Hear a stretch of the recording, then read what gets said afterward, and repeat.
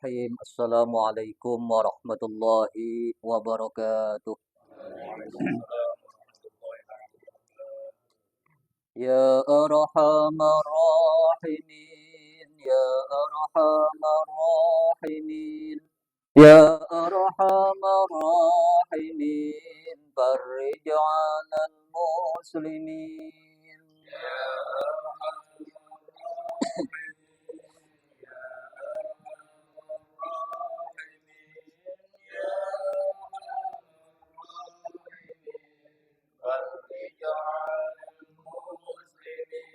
Ya Rabbana ya Karim, Ya Rabbana ya Rahim, Antal Jawadul Halim, wa anta ni'mal mu'in.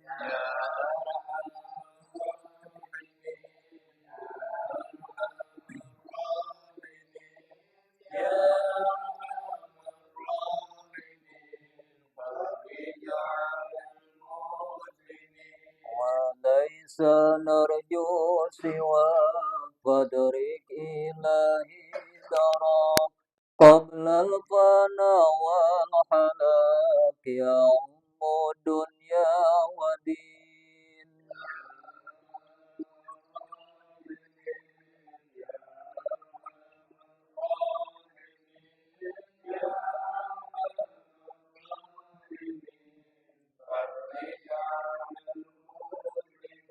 وما لنا ربنا سواك يا حسبنا يا ذا العلا والغنى ويا قوي يا متين.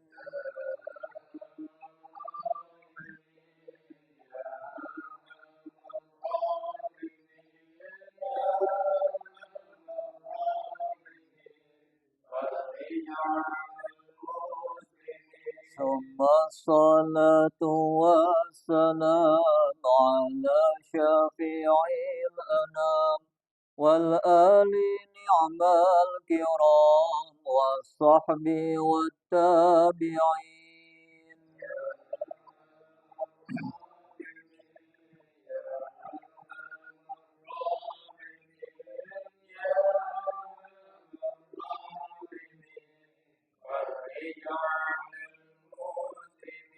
اللهم صل وسلم وبارك عليه. Alhamdulillah, Alhamdulillahillazi an'amana alaina bi ni'matil imani wal islam. Wassalatu wassalamu ala asrafil anam Sayyidina Muhammadin wa ala alihi wa sahbihi wasallam, amma ba'd. Puji syukur kehadirat Allah Subhanahu wa taala atas segala nikmat yang selalu terlimpah kepada kita semua, sehingga pada kesempatan malam hari ini alhamdulillah kembali bersama-sama kita dapat hadir untuk mengikuti ta'lim rutin yang biasa kita adakan. Mudah-mudahan hadirnya kita pada kesempatan malam hari ini senantiasa dalam lindungan dan dalam curahan rahmat Allah Subhanahu wa taala. Salawat teriring salam tidak lupa pula kita sanjungkan keharibaan junjungan kita baginda Nabi besar Muhammad sallallahu alaihi wasallam yang syafaatnya senantiasa kita harapkan di yaumil qiyamah. Mari saja ta'lim kita pada kesempatan malam hari ini kita buka dengan Ummul Quran suratul Fatihah dan selalu kita berharap kepada Allah Subhanahu wa taala semoga dengan barokah Ummul Quran ini apa yang akan kita kaji dan kita pelajari di malam hari ini bermanfaat untuk kita semua fid din wad dunya wal akhirah. Bismillahirrahmanirrahim. Al-Fatihah ala hazihi niyyah wa ala kulli niyatin salihah. Wassalamah wal afiyah wal barakah wal ilman nafi'ah. Wa ila hadratin nabiyil mustafa Muhammadin sallallahu alaihi wasallam. Wa li khususan al-mu'alif hadzal kitab Asy-Syaikh Abdul Rahim bin Ahmad Al-Qadi. Wa li khususan sahibul maqam al-walid wal maghfirlah. Wa li jami'il muslimina wal muslimat wal mu'minina wal mu'minat al ahya'i minhum wal amwat wa li ashabihil kiramil Fatihah. A'udzu billahi minasy syaithanir rajim. Bismillahirrahmanirrahim. Alhamdulillahi rabbil alamin. Ar-Rahmanir Rahim, Maliki Yaumiddin. Iyyaka na'budu wa iyyaka nasta'in. Ihdinas siratal mustaqim. Siratal ladzina an'amta 'alaihim ghairil maghdubi 'alaihim waladdallin.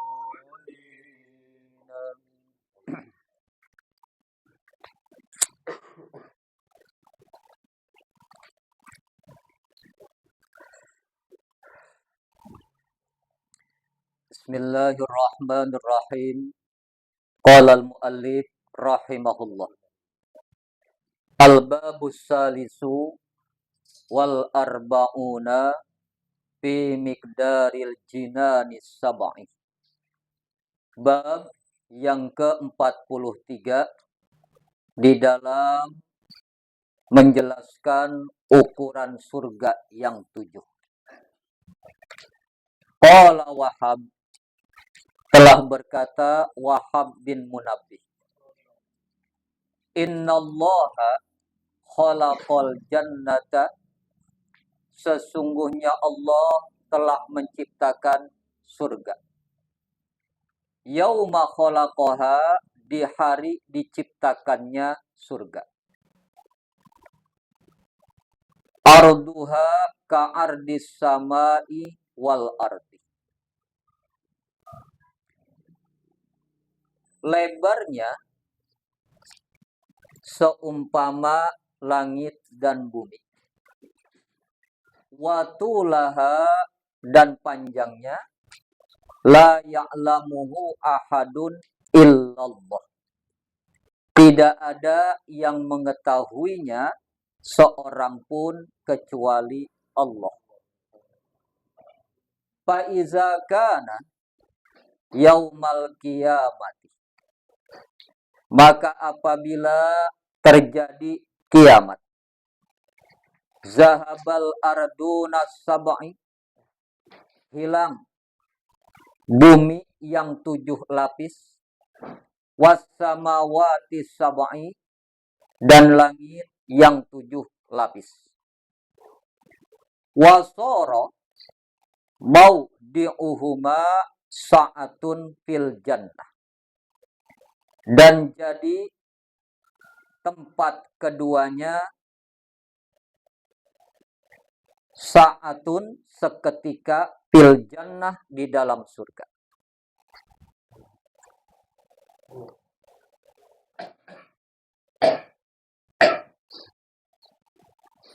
Titiknya berapa itu?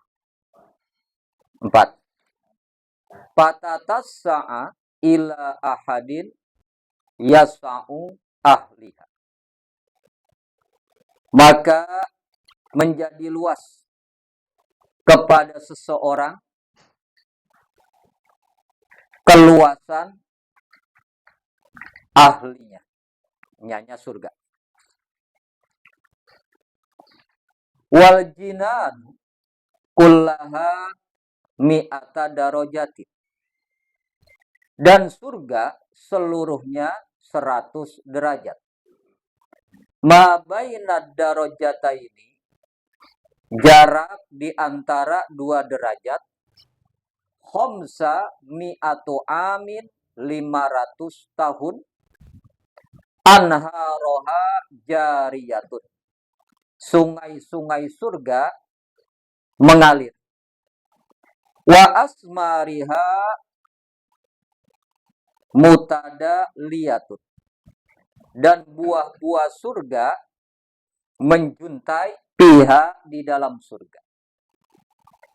Ma tastahil anfusu, sebagaimana dikehendaki jiwa. Watalazzul a'yuni, dan lezat memandang mata.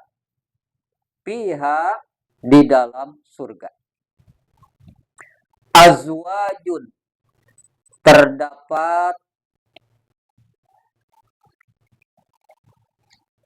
istri, mutahharatun, yang disucikan, minal huril ain, dari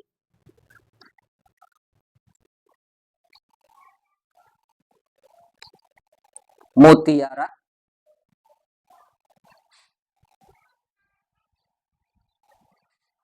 yang menyejukkan mata.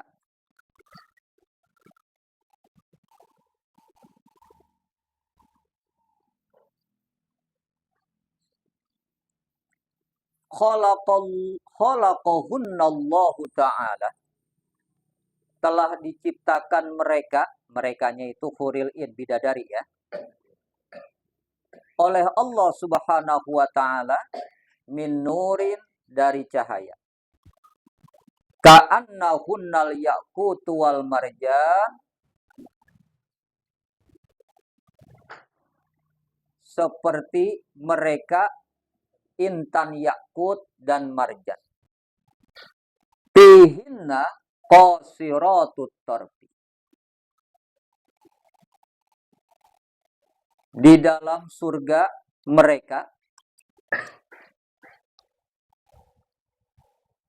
qasiratut tarfi, yang sopan dan menundukkan pandangannya. Anu ghairi azwajihinna, dari selain suami-suami mereka.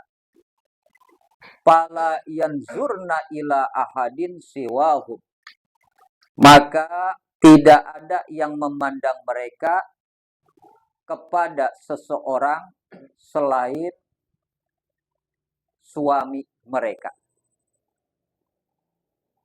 Lam yatmishunna, belum pernah disentuh mereka, insi, oleh manusia, qoblahum, sebelum mereka, merekanya itu pasangannya atau suaminya, walajan, dan tiada juga bangsa jin.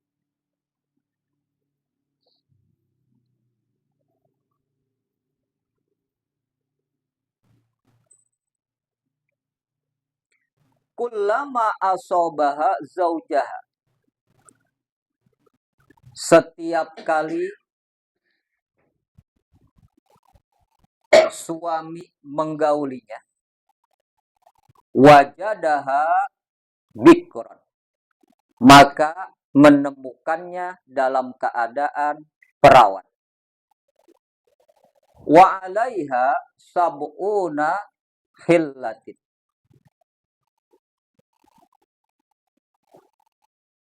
dan atasnya, nyanya itu bidadari, sab'una khillatin, 70 pakaian. Wa kullu khillatin, dan tiap-tiap pakaian, laha, yang dikenakannya, launun hamlaha,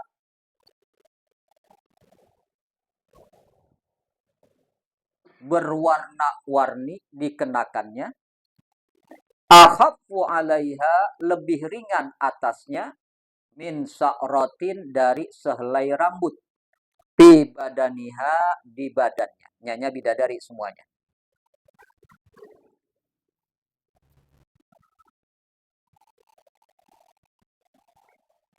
Yuro mukhu saqoha, dilihat sumsum saqoha, betis kakinya, min waro ilahmiha, dari alah belakang dagingnya, wa azomaha, dan tulangnya, wa jildiha, dan kulitnya. Kama yarossarob, sebagaimana terlihat minuman, al-ahmaru, yang merah, minaz zujajil akhdor, dari kaca yang hijau. Wasarabul ahmar, dan meminum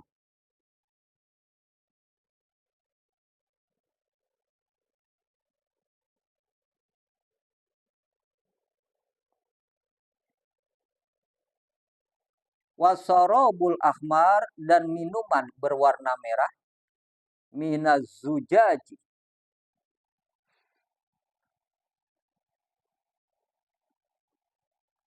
dari luar kaca, al abiyadu, yang berwarna putih. ru'usahunna, kepala-kepala mereka, merekanya bidadari, mukallalatun biddurri, dihiasi dengan intan mutiara, mursi'atun bil yakut,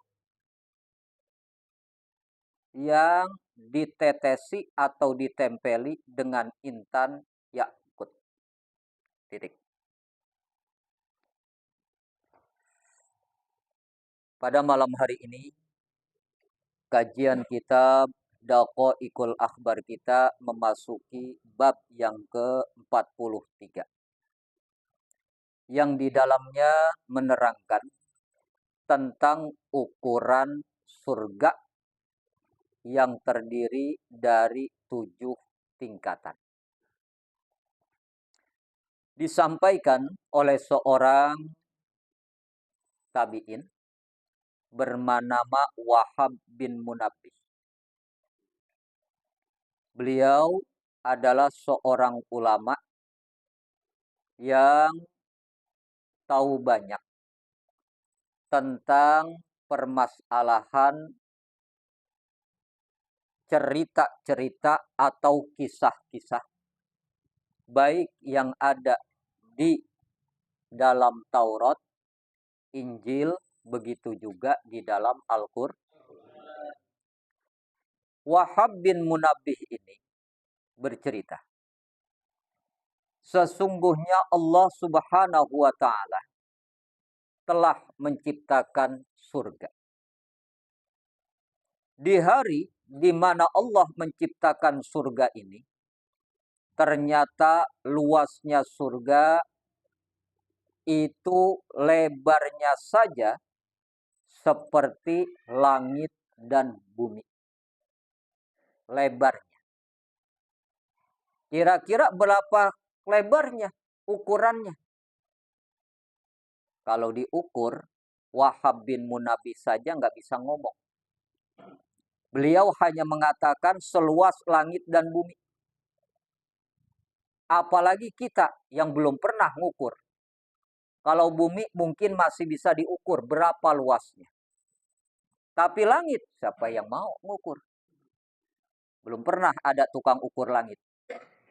Yang ada adalah tukang ukur bumi. Kalau orang jual tanah pasti diukur. Kan begitu kan? Dan belum pernah ada sejarahnya orang jualan. Yang pastinya luas surga ketika diciptakan oleh Allah seluas itu. Langit dan bumi jadi satu, itulah dikatakan lebarnya surga. Lalu panjangnya, la ya'lamuhu ahadun illallah, tidak ada yang mengetahui panjangnya surga kecuali Allah Subhanahu wa ta'ala. Kesimpulannya, wallahu a'lam. Panjangnya surga seperti apa? Kenapa? Karena pernah kita ceritakan pada waktu yang lalu, orang yang terakhir saja masuk surga itu 10 kali lipat luasnya bumi. Itu yang terakhir. Masuk surga luasnya 10 kali luasnya bumi. Bagaimana dengan kelas yang masuk duluan? Tentunya keadaannya jauh lebih luas. Inilah yang dinamakan surga. Kemudian, Faiza kana yaumal qiyamati zahabal arduna sab'i was samawat. Maka nanti ketika terjadi kiamat, kita tahu kiamat tiupan pertama hancurnya alam raya ini beserta isinya. Begitu juga langit sama. Hancur semuanya. Dan itu sudah diberitakan Allah di dalam Al-Qur'an. Kita lihat dalam Al-Qur'an kata Allah.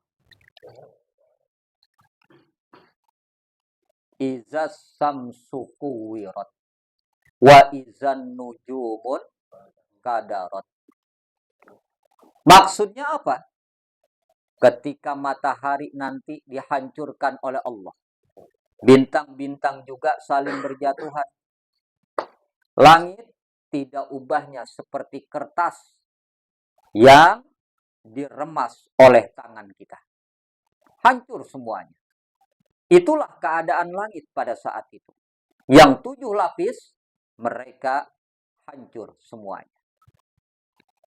Nah, inilah yang dikatakan kiamat tiupan pertama. Lalu bagaimana dengan alam dunia ini, bumi kita ini? Allah sudah ceritakan lagi di dalam Al-Quran.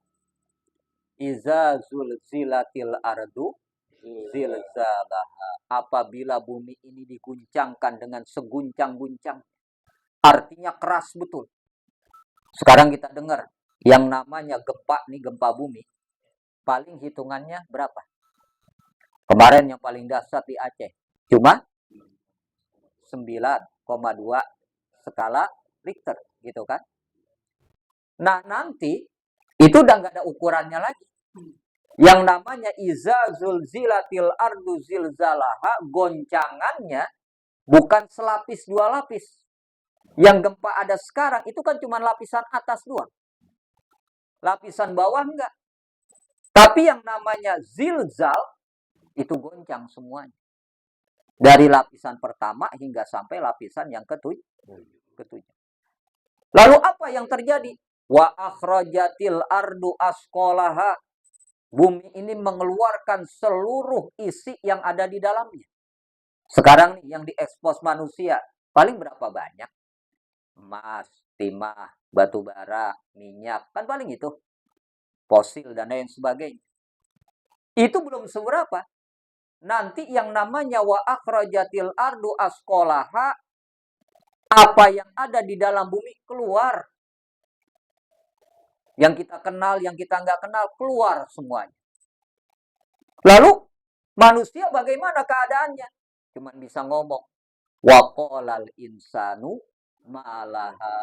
Bahasa kitanya, manusia ngomong, ada apa ini? Ada apa ini? Yang ditanya, yang nanya, bingung. Yang nanya, nggak ada yang jawab. Kenapa? Wong ditanya juga, nggak bisa jawab. Wa qolal insanu ma. Inilah yang dinamakan gambaran kiamat di bumi pada saat itu. Bahkan digambarkan oleh baginda Rasulullah. Pada saat itu, ketika ada ibu-ibu yang hamil, langsung melahirkan. Anaknya seketika itu juga langsung berubah, tua, mati. Belum pernah kita dengar ibu-ibu melahirin kayak begitu sekarang. Dan ada juga ibu-ibu yang sedang menyusui, tiba-tiba dia tinggalin aja udah anaknya. Kenapa? Dia juga kaget. Dengan kejadian kiamat. Dan sekarang, belum pernah ada ibu yang begitu. Bisa kita bayangkan dahsyatnya yang namanya kiamat. Bahkan pada saat itu, ada orang yang berkata, ketika sampai di kuburan, sesungguhnya kalian lebih nyaman, lebih enak dibandingkan kami. Pada saat itu manusia lebih memilih mati dibandingkan hidup. Makanya kita nih berdoa aja, jangan sampai nemuin kiamat. Kalau gambarannya kayak begitu. Nah, inilah yang dikatakan hancurnya alam raya beserta isinya. Lalu apa yang terjadi? Wasara maudhi'ihma sa'atun fil jannah. Seketika itu juga langit dan bumi ini hilang semuanya tuh. Lalu digantikan tempatnya seketika itu dengan surga. Jadi berubah nih alam raya ini menjadi surganya Allah Subhanahu. Dan pada saat itu, patatas sa'a ila hadiya sa'ah laha, luasnya ini, ukurannya tidak ada yang mengetahui. Seberapa tuh luasnya yang namanya surga? Kenapa? Karena tadi kita bayangkan, lebarnya saja seperti langit dan bumi, panjangnya tidak ada yang mengetahui kecuali Allah Subhanahu wa ta'ala. Dan hebatnya lagi, wal jinani kullaha mi'ata darajatan ma bainad darajataini khamsata amin. Surga itu semuanya ada 100 tingkatan. Ada 100 tingkatan surga. Makanya wajar Kalau yang masuk surga, fasilitasnya, luasnya bukan main. Kenapa? Karena surga ini ada 100 tingkat. Jadi dia bertingkat-tingkat. Tergantung amaliah kita masing-masing. Di tingkatan keberapa kita nanti. Dan biasanya di apartemen aja nih. Yang paling mahal yang mana? VIP. Adanya di mana? Nggak mungkin di bawah. Pasti di atas. Pemandangan juga jauh lebih indah dibandingkan yang di bawah. Nah, kalau di bawah apa dia lihat apaan? Mobil parkir. Bener kan? Orang lalu lalang. Nah, kalau di atas, dia lihat pemandangan pagi, sore, siang, beda-beda. Begitulah gambarannya. Tapi kalau dibandingkan dengan apartemen dengan tingkatan surga jauh. Belum ada apa-apa. Nah, surga ini terdiri dari 100 tingkatan. Dan jarak di antara dua tingkatan ini, contoh tingkatan pertama dengan tingkatan kedua, itu khamsata amin 500 tahun. Berarti satu tingkat itu 500 tahun. Kalikan 100. Berapa? Ayo buka kalkulatornya. Itu kan? Nah, bisa kita bayangin.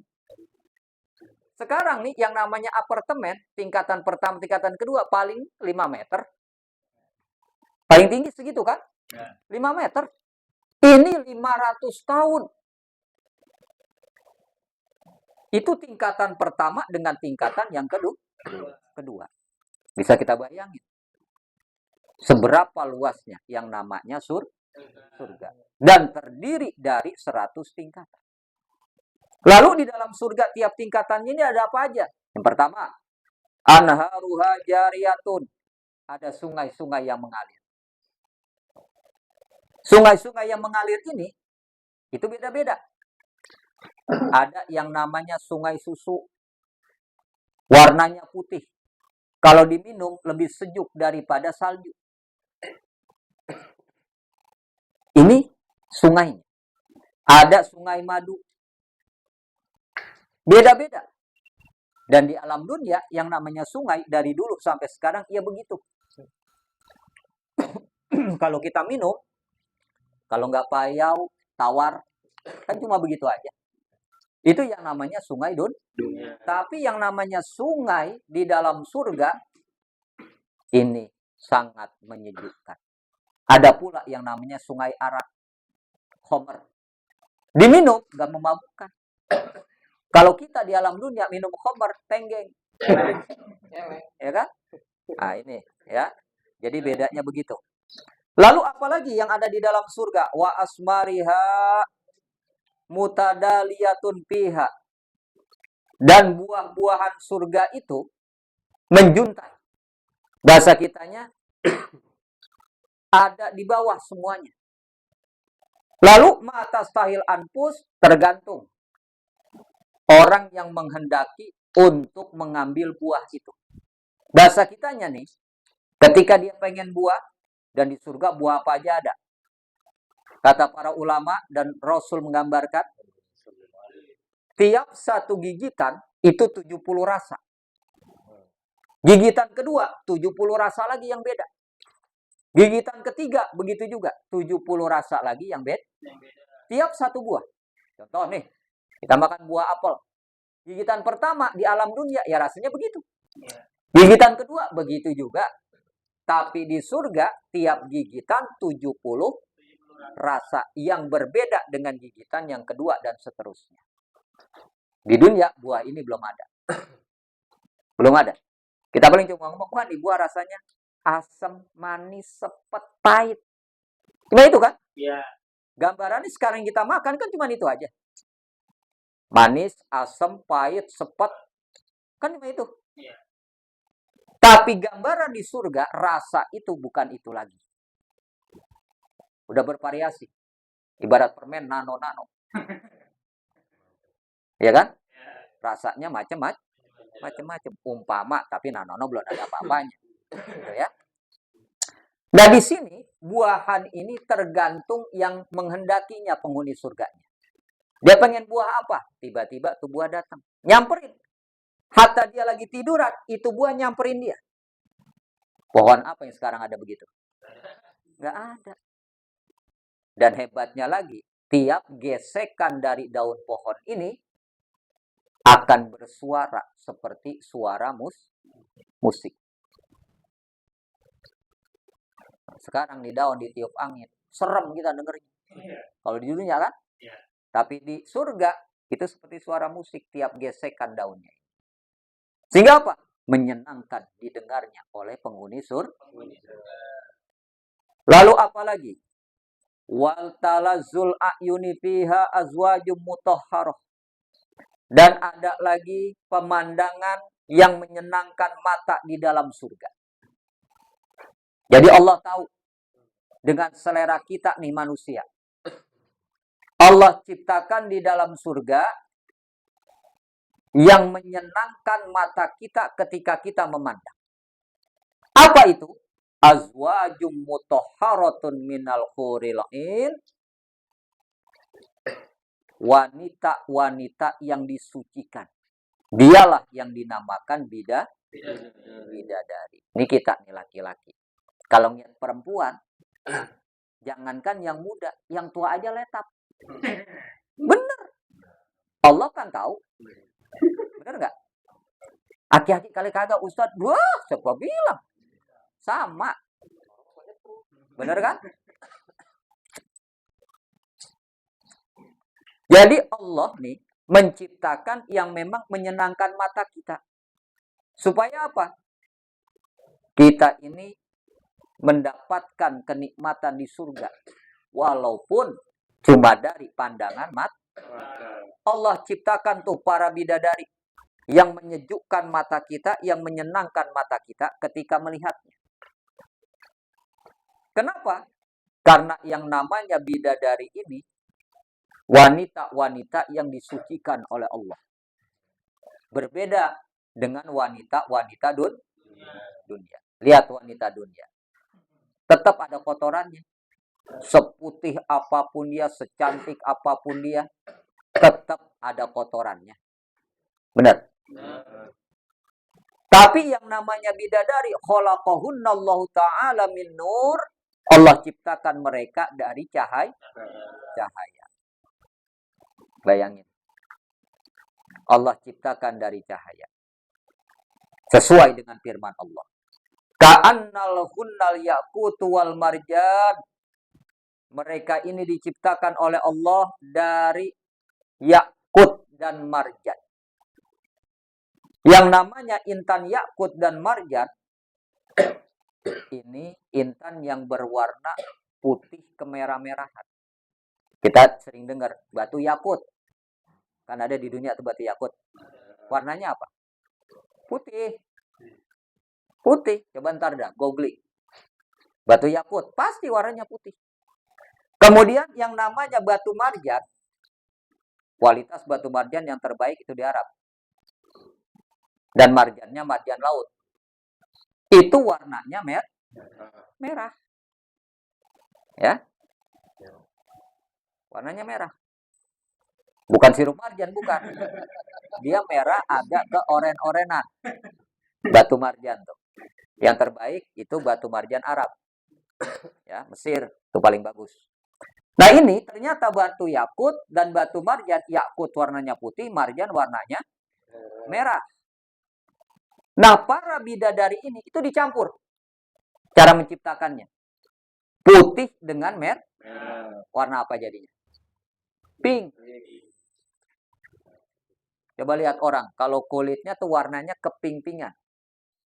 Makanya baginda Rasul ketika memanggil istrinya Aisyah, kan dipanggil apa? Humairah. Wahai yang kemerah-merahan. Artinya apa? Cakep cewek yang begini nih, kulitnya. Dibilang putih enggak, dibilang merah juga. Kalau orang barat kan kulitnya rata-rata tuh kemerah-merahan. Ya. Ini enggak percampuran antara warna putih dengan warna merah. Nah, begitulah tuh rupa daripada bidadari. Jangan pakai bayangin di dunia. Ini kali perempuan begini nih. Wah, beda jauh. Ya. Ditambah lagi fihinna qasiratu tarfi. para bidadari ini selalu menundukkan pandangannya dan penglihatannya. Matanya nggak jelalatan. Beda sama perempuan dunia. Perempuan dunia, lihat yang cakep dikit, melotot. Gitu kan? Jalan, lagak, gelegek. Gitu kan? Nah, para bidadari ini nih, qasiratut tarfi, dia tundukkan pandangan. Artinya apa? Matanya nggak jalan, nggak seperti perempuan di dunia. Perempuan di dunia kan begitu. Pertama doang, pelisap, malu-malu kan? Kesononya melotot, bener udah. Nah, para bidadari nggak begitu, ya. Anu ghairi azwajahunna, dari selain pasangannya, suaminya maksudnya. Kalau sama suaminya, dia lihatin. Tapi kalau selain dari suaminya, dia tundukkan pandangannya. Artinya, fala yanzurna ila ahadin siwahum, bidadari ini tidak mau memandang seorang pun selain daripada suami. Kalau di dunia, perempuan dunia, mau suaminya kayak mau bukan kayak dia liatin aja kan. Nah, tapi kalau bidadari enggak begitu. Bidadari surga pandangannya aja dia jaga betul. Kalau bukan suaminya, dia nggak akan memandang. Lalu apalagi keistimewaan bidadari ini? Lam yatmishunna insun qablahum walajat. Belum pernah ada yang menyentuhnya. Baik dari bangsa manusia maupun dari bangsa jin. Pertanyaannya, bangsa jin emang bisa nyentuh? Bisa. Bangsa jin tuh bisa nyentuh. Termasuk bisa menyentuh bangsa manusia.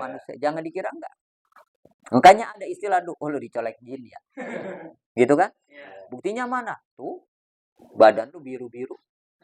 Ada kan begitu kan? Nah, ini kalau dibahasakan, ternyata dalam Al-Quran sudah ada. Bahwa bangsa jin bisa menyentuh. Kadang-kadang tuh kita kayak ada yang megang ya. Padahal nggak ada siapa-siapa. Bisa jadi disentuh oleh bangsa jin. Kebetulan malam Jumat lagi. Gitu kan? Nah, para bidadari ini nih belum pernah disentuh oleh bangsa manusia, begitu juga bangsa jin.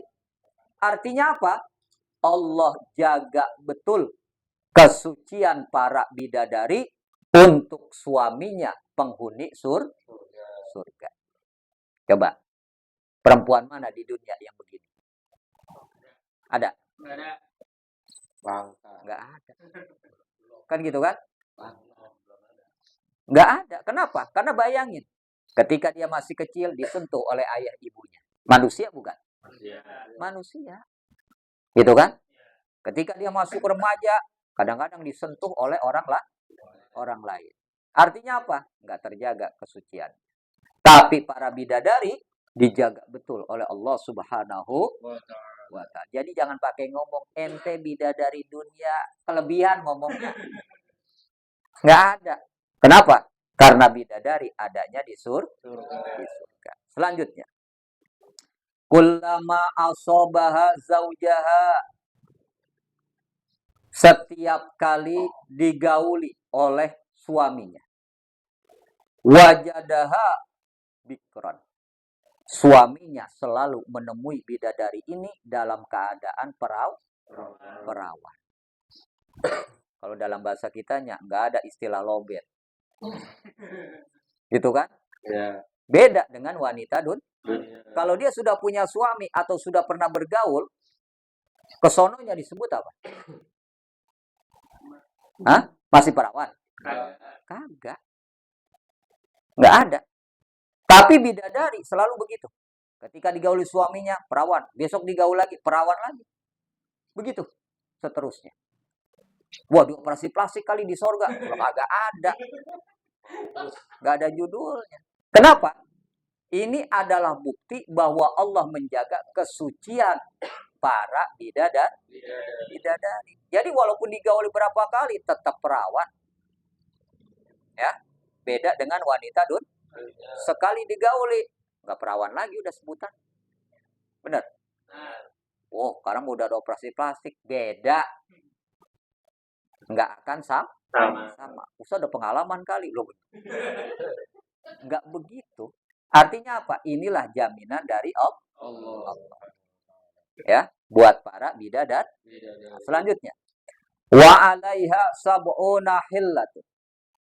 Dan para bidadari ini memakai 70 helai pakaian. Wa kullu khillatun laha launun hamlaha. Dan tiap-tiap helai ini warnanya beda-beda ketika dikenakan. Ini kan 70. 70 warna yang ada. Sekarang kita dah iseng-iseng pakai baju 70 lembar. Ayo. Kira-kira gimana? Berat. Ya kan, lekep bahasa kitanya kan? Nah, baju yang dikenakan ini akhafun alaiha min sa'ratin fi badaniha. Tiap satu helai itu lebih ringan daripada sehelai rambut yang ada di badan bidadari. Bayangin. Kita nih 70 helai rambut aja kalau kita pegang, nggak berat kan? Rambut kita aja 70 helai ini kita pegang, berat nggak? Nggak. Seperti itulah para bidadari memakai pakaian 70 helai, tapi nggak terasa berat. Ringan betul. Kenapa? Karena satu baju yang dikenakan bagaikan sehelai rambut beratnya. Jadi nggak ada beban. Begitulah kena pakaian yang dikenakan para bidadari. Lalu apa lagi? Yara mukusaqaha min wara ilahmiha wa azamaha wa jildiha. Terlihat nih sum-sum betis daripada bidadari ini. Saking apanya? Saking beningnya. Saking kinclongnya tuh. Badan bidadari. Sekarang kita nih, wanita di alam dunia, dia mau pakai skincare apa juga. Sum-sumnya nggak bakalan kelihatan. Tapi bidadari itu kelihatan. Betisnya nih kelihatan tuh. Pertama apanya? Dagingnya, tulangnya, kulitnya. Kelihatan tembus. Transparan. Kalau sekarang ada wanita di dunia begitu, kita lari. Bener nggak? Dan Allah itu sudah buktikan kebesaran kekuasaannya. Lihat, ada ikan dulu, ikan cupang transparan. Apa kelihatan tulangnya? Ada nggak? Ada kan ikan yang transparan? Apa kelihatan tuh isi perutnya, tulangnya, kelihatan. Begitulah gambaran bidadari nanti yang kita lihat. Transparan.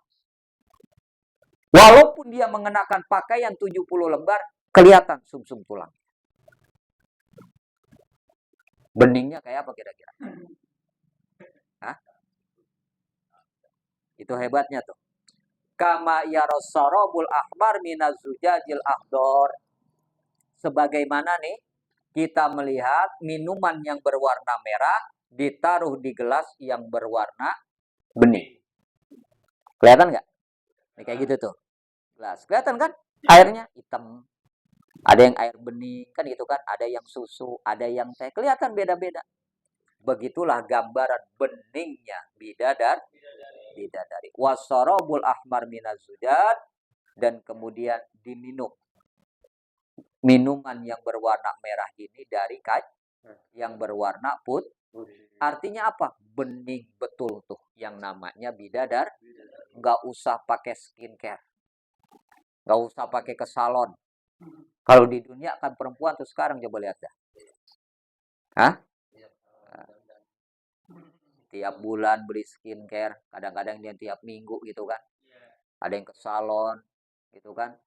Rambutnya di smoothing. Bener. Rambut keriting dibikin lama itu di smoothing mah kagak lama. Gitu kan? Belum lagi kulitnya, daki-dakinya dibersihin. Gitu kan? Bener nggak? Iya, alis ditambal sulam gitu kan? Ada gitu. Bibir ditambal sulam juga gitu kan, dibetot sono betot sini. Gitu kan? Kulit yang mulai kendor dikencang-kencangin. Ada yang pakai lumpur gitu kan? Ada yang pakai madu, ada yang pakai susu. susu. Apa nih perawatan diri supaya bening kinclong? Gitu kan? Bidadari nggak perlu pakai begitu-begitu. Dari sononya emang udah bening. Ya. Nah inilah bagaimana tidak menyenangkan mata kalau penampilannya seperti itu tuh. Di dunia saja nih, ketika kita memandang wanita yang cantik, menurut pandangan kita, enak nggak? Nggak bosen kita. Kadang-kadang di HP kita ngeliat nih, wah perempuan cantik, dilihat lagi, gitu kan? Kadang pakai di screenshot, disimpan. Ada yang gitu ada? Gitu kan? Nah, kita jangan bicara yang udah punya pasangan. Lah kalau yang belum mah, setrumnya kan beda. Bener nggak?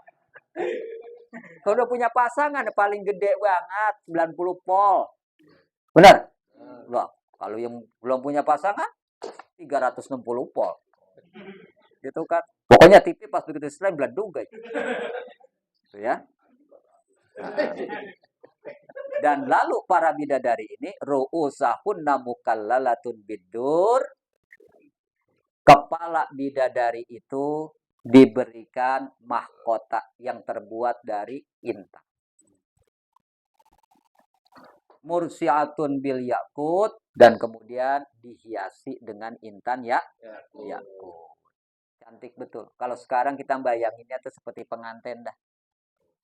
Pengantin yang dikasih mahkota kemudian dihiasi dengan berbagai macam bebatuan yang indah.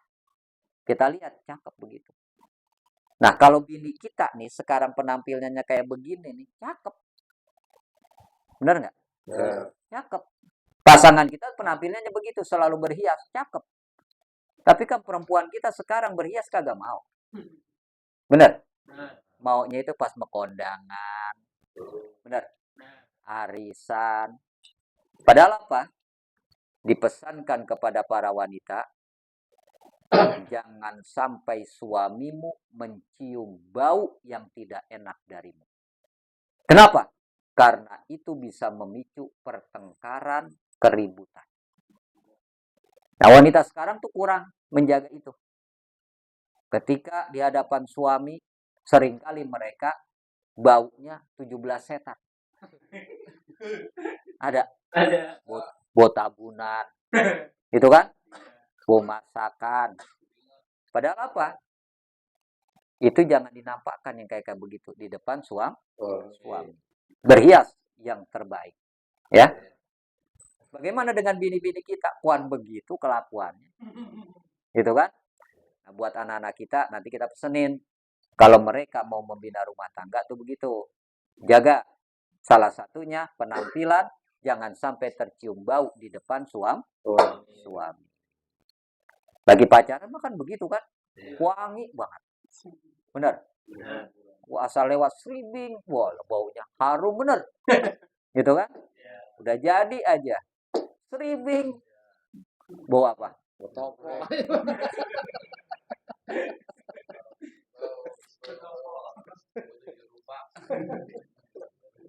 Nah itulah.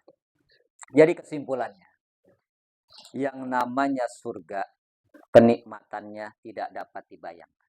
Makanya akhirnya disimpulkan, surga itu mala ainun ro'at. Belum pernah ada yang melihat. Wala uzunun sami'at. Telinga kita belum pernah mendengar bagaimana yang namanya suasana surga. Wala khotarun biqalbil basar. Dan hati kita nggak bisa membayangkan bagaimana yang namanya kenikmatan surga. Yang digambarkan ini, kalaupun kita bayangkan, akal kita nggak akan sampai. Kenapa? Surga sedemikian luasnya. Surga sedemikian nikmatnya. Dan fasilitas yang ada di dalamnya begitu lengkapnya. Otak kita, andaikan membayangkan nggak bakalan sampai. Ya, intinya apa? Kita imani saja, kita yakini saja. Dan mudah-mudahan kita semua termasuk golongan ahli surga. Amin. Ya Rabbal Alamin. Ya, ada yang mau ditanyain? Itu muridnya dari waktu masih di dunia gitu ketemu di surga kan? Ya. Perhatikan, yang dikatakan baginda Rasul. Bidadari memang cantik. Tadi gambarannya udah kayak begitu. Lalu adakah yang mengalahkan kecantikan bidadari? Ada. Siapa? Wanita-wanita yang ada di alam dunia. Ketika mereka nanti masuk surga, kecantikannya 70 kali lebih dibandingkan bidadari. Jadi istri-istri kita nih, anak-anak perempuan kita, kalau nanti mereka masuk surga, 70 kali lebih cantik daripada bidadari. Artinya apa? Kalau suaminya masuk surga, istrinya masuk surga, maka mereka akan dipertemukan di dalam surga. Mereka akan berpasangan lagi. Ya. Dan istrinya ini menjadi ratu dari sekian banyak bidadari. Kecantikannya pun lebih daripada itu. Ustaz, di dunia bini saya biasa-biasa aja. Beda. Kalau di surga penampilannya sudah dirubah. Kan gampang gitu kan? Wong di dunia aja nih. Masuk ke salon, keluar udah beda. Itu di dunia kan? Apalagi yang namanya surga. Itu ya. Jadi mereka bisa dipertemukan. Lalu bagaimana kalau misalnya suaminya di surga, istrinya di neraka? Ya nggak ketemu. Nggak ketemu. Lalu suaminya ya dapat pasangan itu tadi. Para bidadari. Minimal kan 70 bidadari. Satu orang jatahnya 70. Minimal. Tergantung amal kita aja. Makin banyak amal baik kita, amal soleh kita, ya makin banyak. Bagaimana ngelayaninnya? Jangan pakai mikir ngelayaninnya. Kenapa? Karena yang namanya di dalam surga udah gak ada lelah, capek. Beda sama di alam coba iseng-iseng di alam dunia bini 4. Capek nggak? Capek nggak? Satu aja stres, apalagi 4. Gitu kan? Bener. Nah, begitu ya. Yang namanya di surga beda. Jadi kalau nanti di surga suami istri masuk surga, mereka akan berpasangan kembali. Tapi kalau enggak, ya sudah dipisahkan. Suaminya ke surga, istrinya ke neraka. Atau sebaliknya. Suaminya ke neraka, istrinya ke surga. Lalu pasangannya siapa? Jangan pakai ribut. Allah sudah menyediakan pasangannya. Masing-masing. Bahkan yang ketika di alam dunia ini nggak punya pasangan. Artinya nggak kawin, nggak punya suami, nggak punya istri. Di sono sudah disediakan pasangannya masing-masing. Kalau masuk surga, kalau masuk neraka, ya begitu dah. Ketemu artis pokoknya sono. Gitu ya. Jelas?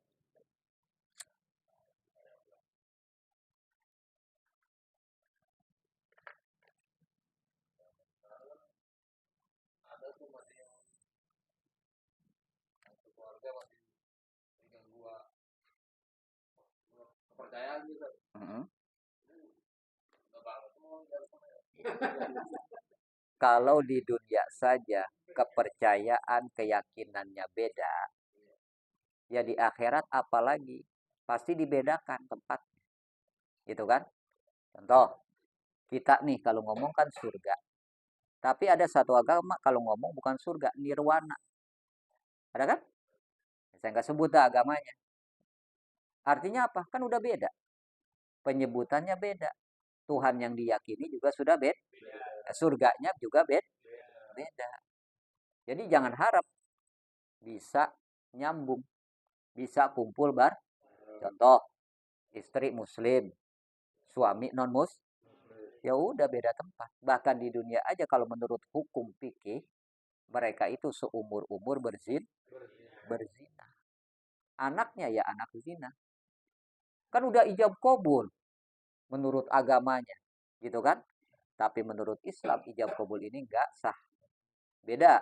Kalau mereka sudah ijab kabul dari awal, kemudian masuk maka nggak usah pakai nikah ulang lagi.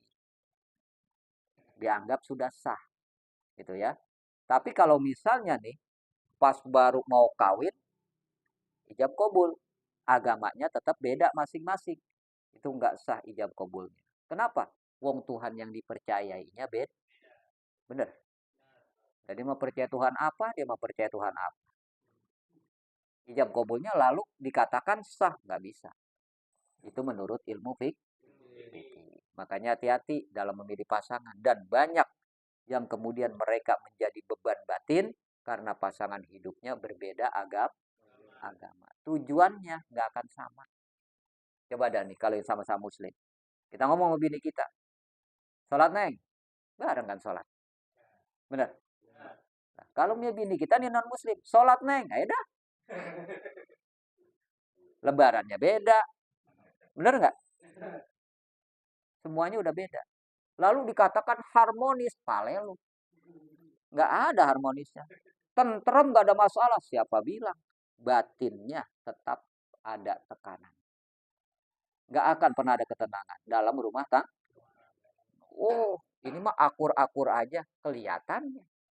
Tapi dalamnya, apalagi kalau sudah punya berebut. Kata maknya, masuk agama saya aja. Kata bapaknya, masuk agama saya aja. Akhirnya kata anaknya, wow saya beda di diri. Nggak ke bapak, nggak ke mak. Agama saya beda. Coba, tambah masalah kan? Benar. Nah inilah yang akibatnya apa? Menimbulkan banyak masalah ke depannya. Belum lagi menurut hukum Islam. Ya, ketika nih anak ini sudah beda agama, hukum waris nggak dapat. Nggak dapat. Ini beda agama, nggak dapat. Bini kita nih yang beda agamanya nggak dapat warisan dari suaminya. Kenapa? Karena yang dapat warisan adalah yang satu agama. Benar. Itu dalam Islam begitu. Lalu apalagi yang terjadi? Di antaranya nih, kalau dinikahkan tuh nggak sah. Orang tuanya jadi wali. Gara-gara beda agama. Coba bayangin. Artinya apa? Banyak masalah. Ketika menikah beda keyakinan, beda agama. Jelas ya? Ya, ada lagi?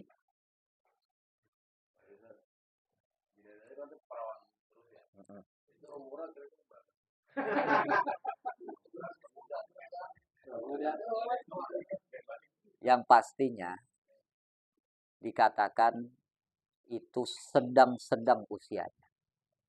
Di sini wanita yang sedang-sedang wanita di dunia kan rata-rata tuh antara 20-25 kan.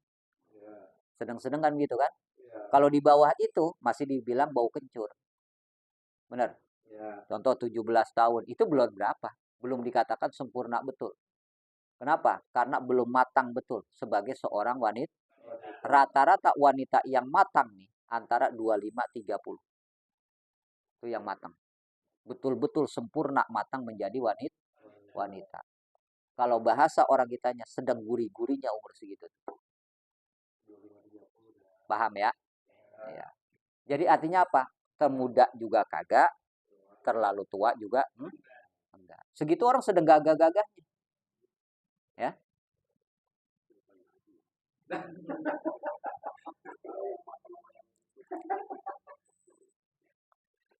Ya.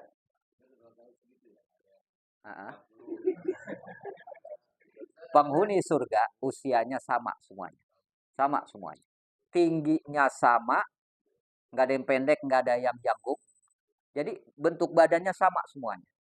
Cakepnya sama semuanya. Sehingga apa? Nggak ada iri-irian di situ. Muda umurnya sama semuanya. Ini kita di dunia karena saling berbeda makanya ada rasa iri. Benar. Ada rasa nggak suka, ada rasa nggak senang. Benar. Gara-gara beda-beda nih kita. Tapi di surga semuanya sama. Nggak ada yang hitam kulitnya. Pokoknya sama semuanya. Sehingga apa? Nggak ada rasa apa-apa di dalam surga. Kali gitu pakai tetangga, lu pakai naik anu ya? Nggak ada begitu. Oh, bidadari lu 70. Gitu kan? Bidadari gua nih dong 140, nggak ada yang sombong begitu, nggak ada. Yang namanya di dalam surga. Kenapa? Karena rasa itu sudah dihilangkan Allah. Ya. Rasa-rasa kotoran nih udah nggak ada di sini. Baik kotoran jasmani kita maupun kotoran hati kita, nggak ada dalam surga. Contoh, kita makan nih, minum makan, jadi apa di sana? Jadi keringat. Keringatnya berbau seperti kasturi. Nggak ada lagi kencing, nggak ada lagi buang air besar. Dan keringat ini, ya, itu mengalahkan minyak kasturi bau harum. Terus, apakah ada atom di sono? Nggak ada. Karena atom ini termasuk kotor. Kan kita buang angin tuh lewat atom. Tahu atom? Hah? Nah, itu kayak begitu, ya. Di sana betul-betul dijamin kebersihannya. Itu yang lahir, apalagi yang batin. Jadi di sana berarti surga nggak ada MCK, nggak ada, nggak diperlukan yang namanya MCK di dalam surga. Kalau di dunia tiap rumah punya MCK, benar? Kenapa? Karena buat membersihkan kotoran badan. Jelas ya? Ya, ada lagi?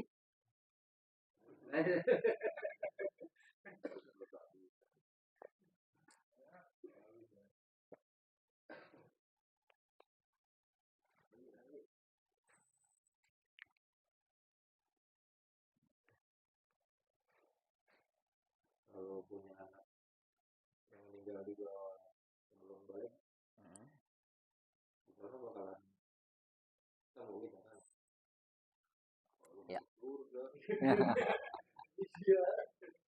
Ya. Ketika kita memiliki anak yang memang sudah ditiupkan ruh, berarti usianya 4 bulan ya, sudah ditiupkan ruh. Artinya antara jasad dengan ruhnya sudah menyatu. Kemudian terjadi yang namanya keguguran, misalnya. Atau ketika dia sudah terlahir meninggal dunia dan usianya belum akil balik. Maka mereka semua nanti diserupakan oleh Allah, ya, menjadi wildan namanya, pelayan-pelayan surga. Lalu apakah mereka nanti mengenali orang tuanya? Ya, mereka akan mengenali orang tuanya. Bahkan kata baginda Rasul, anak yang meninggal dari masih kecil, belum akil balik, itu menjadi penghalang buat orang tuanya masuk neraka. Nanti dia akan memberikan pembelaan. Ya Rob, jangan masukkan orang tua saya ke dalam neraka. Kenapa? Karena ketika di dunia sudah engkau pisahkan saya dengan orang tua saya. Bagaimana sakitnya, perihnya, gitu kan? Sedihnya. Maka sekarang balas kesedihannya dengan mereka menuntut kepada Allah. Inilah jaminannya. Terlebih lagi kalau yang meninggal adalah anak wanita. Itu lebih hebat lagi memberikan pembelaan di hadapan Allah. Yang laki-laki juga sama seperti itu. Mereka nanti dijadikan wildan oleh Allah pelayan-pelayan Nah, kalau orang tuanya, ya mereka layani dengan sebaik-baiknya. Karena ketika di alam dunia, anak ini belum melayani orang tua. Apakah nggak lelah, nggak capek? Ya kagak. Pelayanan di sana hanyalah bentuk kenikmatan. Bertemunya orang tua dengan anak. Makanya dianjurkan ketika anak ini meninggal, kasih nama. Kasih nama. Supaya apa? Nanti di sana bisa kita sebut namanya siapa. Walaupun masih kecil. Apa perlu dibuatkan akte kelahiran? Ya kagak perlu, orangnya kagak ada. Mau ngelamar kerja kemana? Gitu kan? Mau sekolah di mana? Cukup diberikan nama. Kasih nama yang bagus. Karena nanti akan menemui orang tua di dalam surga. Jadi intinya, anak ini akan memberikan pembelaan. Dan dia pasti masuk surga. Kenapa? Karena julukannya Wildan, pelayan surga. Gila, pelayan surga kagak masuk surga. Kan kagak ada judul. Bener kan? Pasti masuk surga. Dan itu jaminan buat orang tuanya untuk mendapatkan surganya Allah Subhanahu wa taala. Itu buat anak-anak yang kecil yang meninggal sebelum akil balik. Tapi kalau sudah meninggal nih, pas begitu satu hari ini dia balik, mati. Nah, itu udah enggak. Udah enggak. Ya, kenapa? Karena udah disebut akil balik. Walaupun cuma satu hari. Tapi kalau belum, ini masih menjadi pelayan surga. Jelas ya? Ya, ada lagi?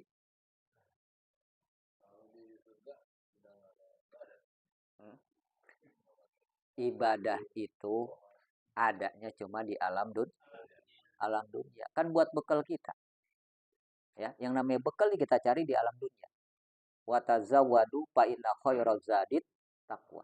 Berbekallah kamu sekalian dan sebaik bekal adalah ketakwaan. Kata Allah kan begitu, ya. Maka di dunia ini hanyalah kita mencari bekal saja. Nah di akhirat udah nggak perlu lagi sholat, puasa. Kalau kayak begitu masih capek dong di sono. Gitu kan? Jadi tinggal menikmati saja. Ibarat orang nih, jerih payah kita di alam dunia, maka hasilnya kita nikmati di akhirat. Kalau di akhirat pakai perlu berbekal lagi, ya ngapain? Ya kan? Gitu ya. Udah nggak ada lagi. Ya. Di sana itu udah nggak ada beban apapun dalam ibadah itu cuma di alam dunia. Jadi kalau mau menghabiskan ibadah di dunia, kerjain apa yang kita bisa. Di akhirat udah nggak dituntut lagi. Udah nggak ada kewajiban apa-apa lagi. Tinggal nikmatin aja. Ya, tinggal nikmatin. Ya, ada lagi?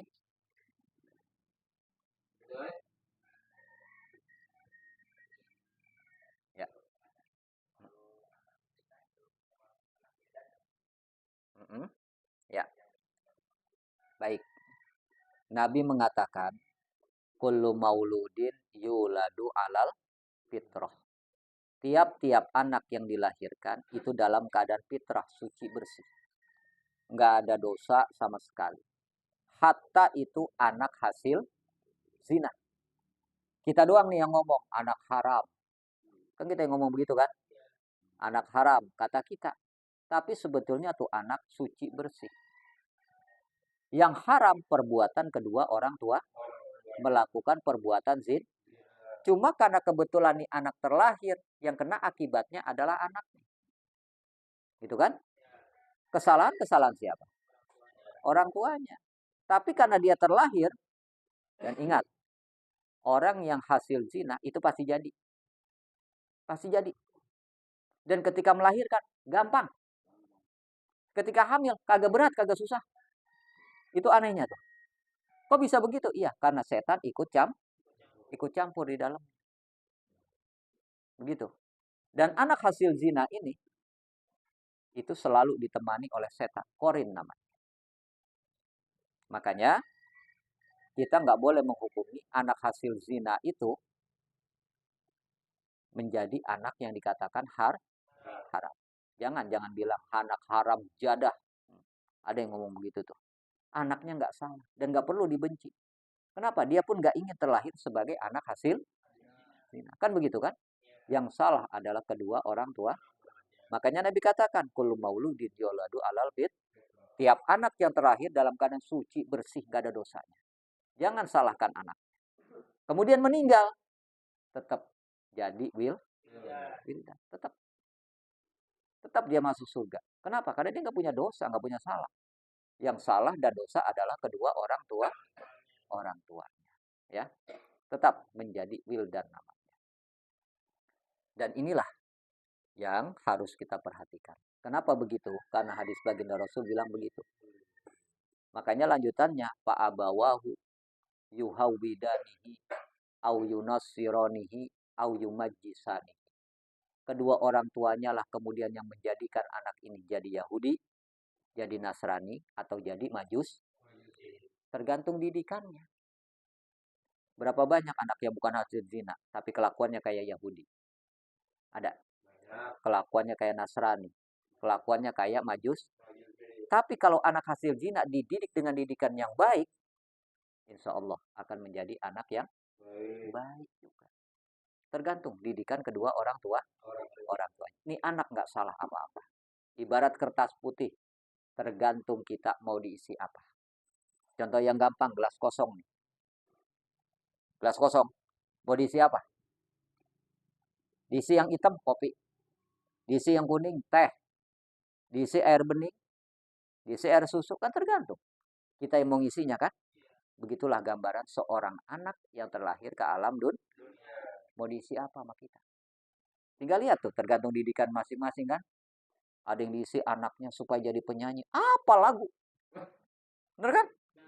Oh, tiap lewat nang dingdung dingdang dingdung gitu kan? Bener nggak? Ada yang diisi dengan ngaji. Buat tuh anak tiap hari ngaji terus. Dia baca Quran gitu kan? Tergantung diisinya apa sama orang tuanya. Anak mah tergantung isian orang tua. Diisi dengan isi yang baik, punya nilai itu anak. Diisi dengan isi yang buruk, nggak punya nilai itu anak. Lalu kewajiban buat orang tuanya. Ya, makanya Nabi bilang, akrimu auladakum wa ahsinu adabahum.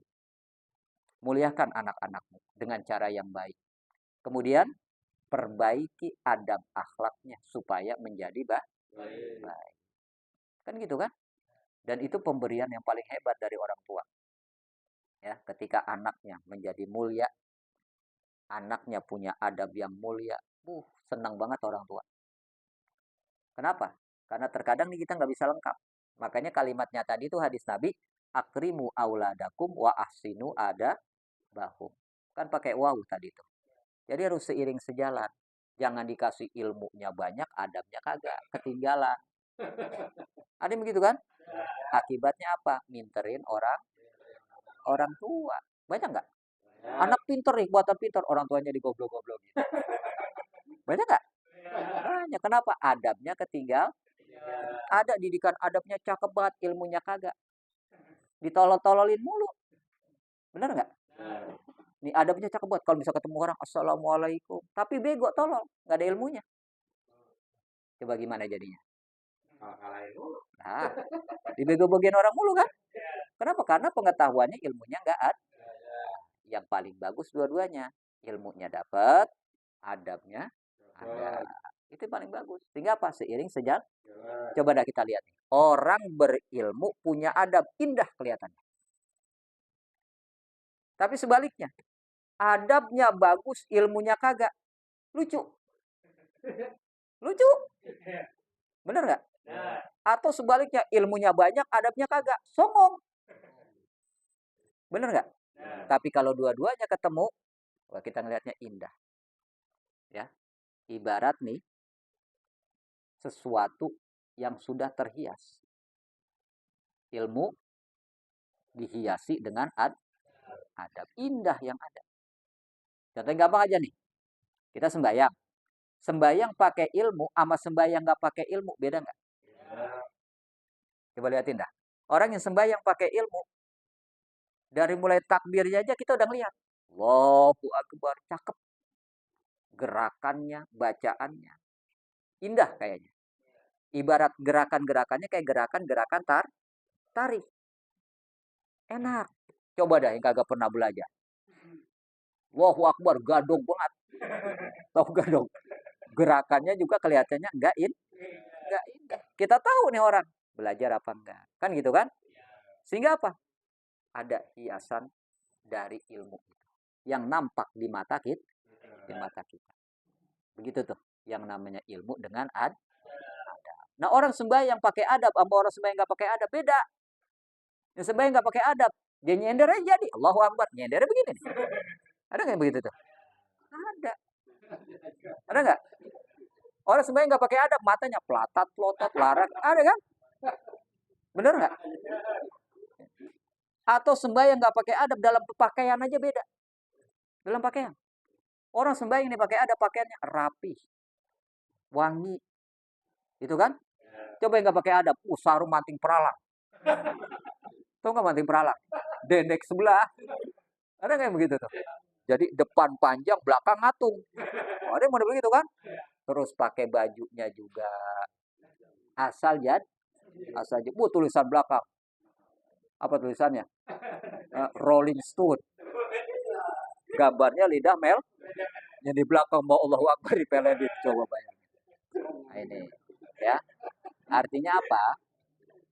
Dalam ibadah saja ketika dia ada ilmunya dan ada adabnya, kelihatannya bagus. Kelihatannya indah kita melihat. Tapi kalau yang nggak pakai adab, ilmunya ada, adabnya kagak, rusak. Benar? Adabnya ada, ilmunya kagak, lucu. Lucu yang ada. Inilah pesan baginda Rasul. Dan ini buat kita, kalau kita nanti punya anak, keturunan gitu kan. Nah itu buat pelajaran kita. Kita muliakan mereka, kita perbaiki adab mereka. Dan sekarang mohon maaf, adab ini menjadi perkara yang sangat penting. Sangat penting sekarang ini. Kalau soal ilmu mas sekarang udah tinggal buka Google udah beres. Bener. Belajar di mana aja kita sekarang udah bisa. Nggak kayak dulu. dulu belajar nih. Ustadz 2 kampung paling 1. Ya kan? Kalau ngaji. Ini ngajinya misalnya jam 7. Misalnya ngajinya habis maghrib dah. Itu kadang-kadang dia jalan dari bis asar. Karena gue emang cuma 1. Di situ doang. Gitu kan? Sekarang kita lihat tempat pendidikan semuanya ada. Gitu kan? Bahkan ada yang ngomong, kalau gua ngaji sama Ustadz sono dimarahin, emang Ustadz dia doang. Ada yang begitu sekarang begitu. Saking banyaknya Ustadz, gitu kan? Banyak yang begitu tuh. Banyak yang model begitu, ya. Nah, cuman akhirnya apa yang terjadi sekarang ini? Ilmu mereka dapat. Ilmu mereka bisa. Adab yang kurang. Sehingga apa? Punya ilmu, tapi adabnya nggak ada. Lihat yang terjadi. Jengkelin. Benar nggak? Jengkelin sekarang yang terjadi. Kenapa? Ilmunya ada, dikasih tahu balik-balikin. Benar? Dikasih tahu balik-balikin. Karena apa? Adabnya nggak ada. Jelas?